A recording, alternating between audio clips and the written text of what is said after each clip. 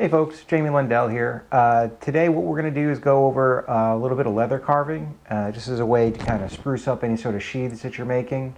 And we just need some very simple leather working tools. Basically, I have these two beveling tools.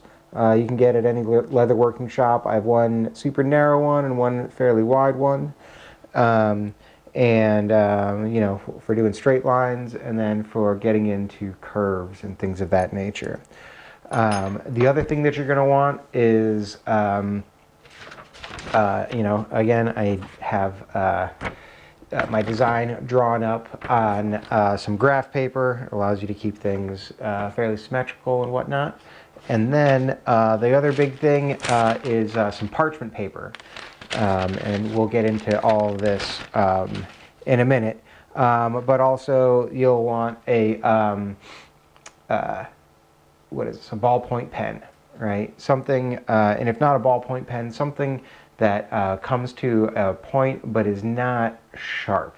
And that's the nice thing about the ballpoint pen is you can trace a line with it, but unlike you know, some other pens that might be very pointy, this has a very blunt, kind of rounded tip, and that will help us not cut through the parchment paper as we are tracing.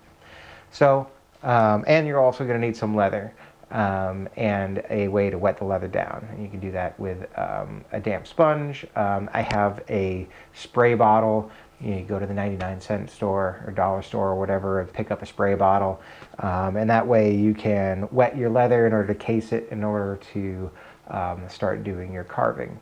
So those are the things that you're going to need. Oh, also a razor knife.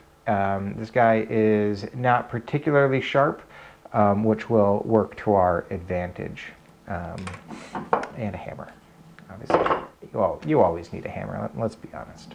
All right, anyways, that's what we're going to need, and I will get into how we're going to go about doing this.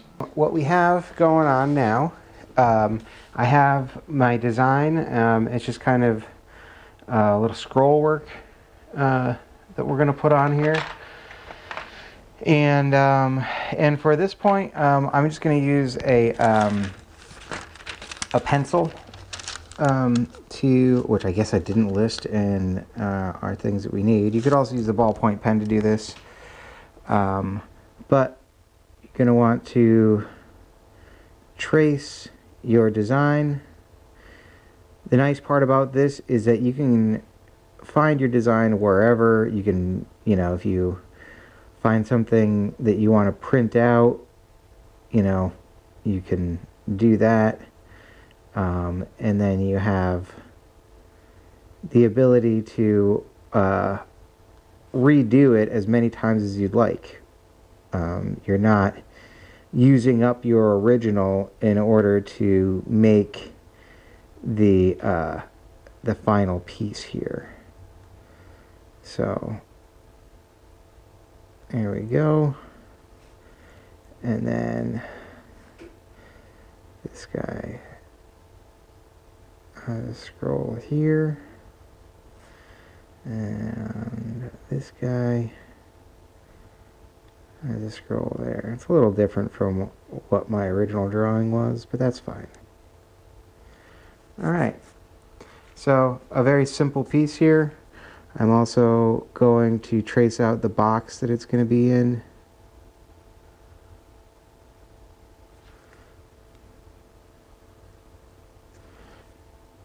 It's always good to be able to section off whatever it is that you are tooling. Again, this is a very basic tooling here. We're not going to get into doing any like background stuff,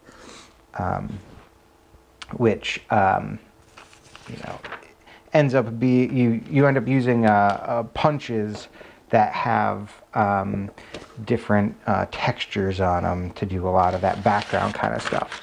But so now that I have my piece all drawn up here, what I'm going to do is I'm going to case my leather, which is basically taking it in a spray bottle, spraying it down, squirt, squirt, squirt. And you want to make sure that, you know, it doesn't need to be insanely wet, but you want to make sure that you have a fair amount of moisture in there. And what that's going to do, it's going to help the leather form. Right now, I'm going to just lay this guy down. And now sometimes what you might want to do is put a piece of tape down. Especially if you have a very intricate design, you want to tape it down so things don't shift and move on you as you draw. So now I'm just going to trace my lines with that ballpoint pen.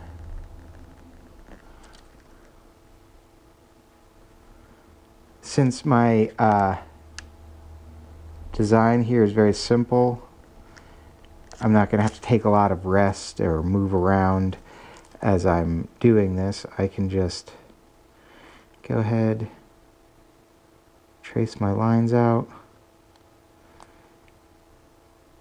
The other part about this is you don't need to apply a huge amount of pressure. You just need to be applying enough to mark the leather underneath. There we go. There we go. And then the last little scroll. Alright. So you can see I've applied some pressure. I've put some dents in here, but I haven't ripped through. You really want to try not to rip through, especially if you're using the ballpoint pen, because then you can get ink on what you're doing, and that's not so good. But you can see I have a nice tracing of what I'm going for here, of my design. So from here, I'm just gonna use the edge of this guy to kind of connect some of those lines. You can dress things up. At this point, you can still burnish that out mostly. So if things got messed up, not too big a deal. Now I'm going to take my razor knife and I'm going to come in, and I'm not looking to cut all the way through the leather. I'm just looking to cut, you know, a quarter to maybe halfway in.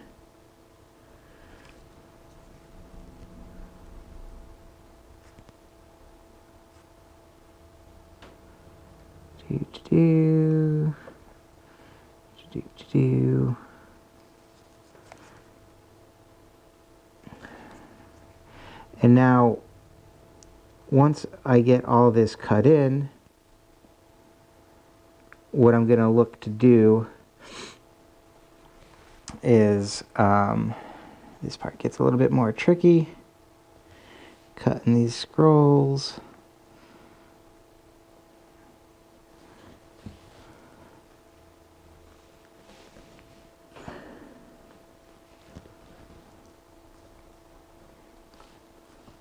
I'm just gonna fast forward a little bit to get all this cut in, and then we'll pick up from there. Alright, so now you can see I've gone through, I've cut in my lines, and now we get to the next part. Also, you want to make sure that this stays a little wet. There's plenty of moisture in there at the moment.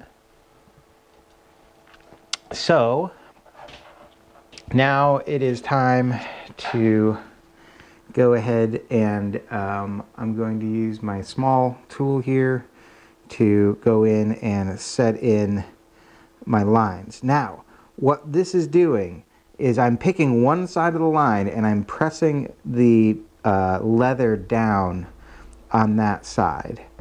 So you can use that in order to, if you are making something that has a lot of depth, this will raise up basically one part of your leather.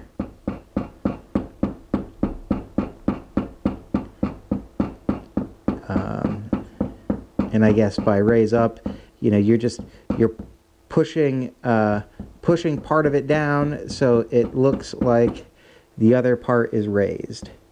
And now I'm just going to go through and I'm just beveling this. I'm not, like I said, this isn't anything that is a very complex design, because eventually as you're doing this you got to decide what part is going to stand out, what part is going to be set back.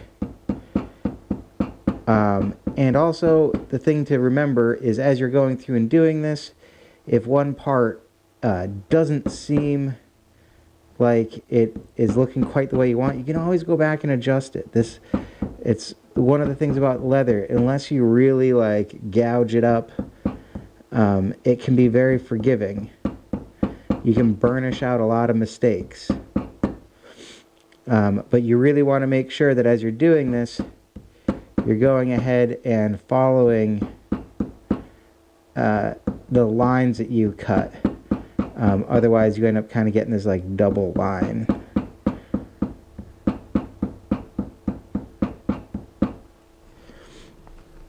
Alright, so I'm going to zoom in a little bit closer as I do this next part. So we got a slightly closer view. I added a little bit more moisture to the piece.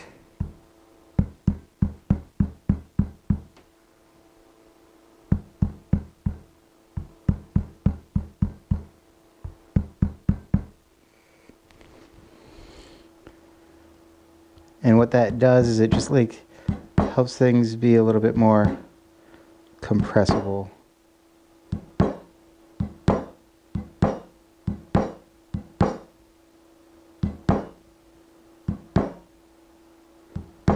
You can see as I'm going through, I'm making sure that each of my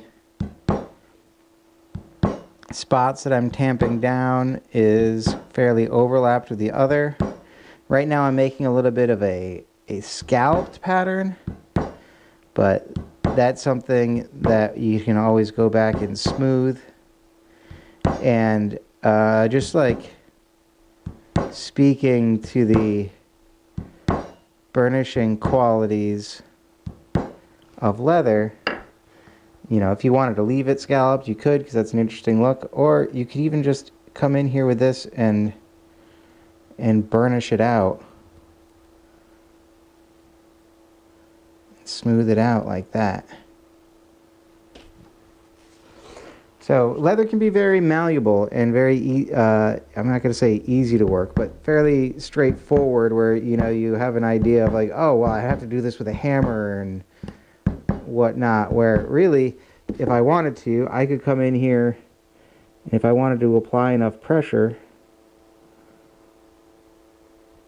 I could just burnish that down now that I have that line to go to. You're not going to be able to compress quite as much, but you know, leather can be very, very malleable and very interesting to work with. So I'm going to go ahead and finish tamping all this down, and then we'll go ahead and take a look at it. So I've gone through and just tamped everything down, and you can see you know, we have a pretty good little kind of spiraling design going on here. Now, this was done, you know, fairly quickly. It doesn't need to take a whole lot of time to come up with something that is that's going to look pretty good and really just kind of jazz everything up. As far as your scabbard designs go, or sheath designs go, and there's plenty of that coming back in and kind of being finicky. And like I said, you know, right now I'm coming in here just by hand and kind of smoothing and burnishing some of these bumps out, smoothing some of these lines. You can kind of like push a line one way or the other. If you deal with something you don't like, you can always just kind of come back and burnish it.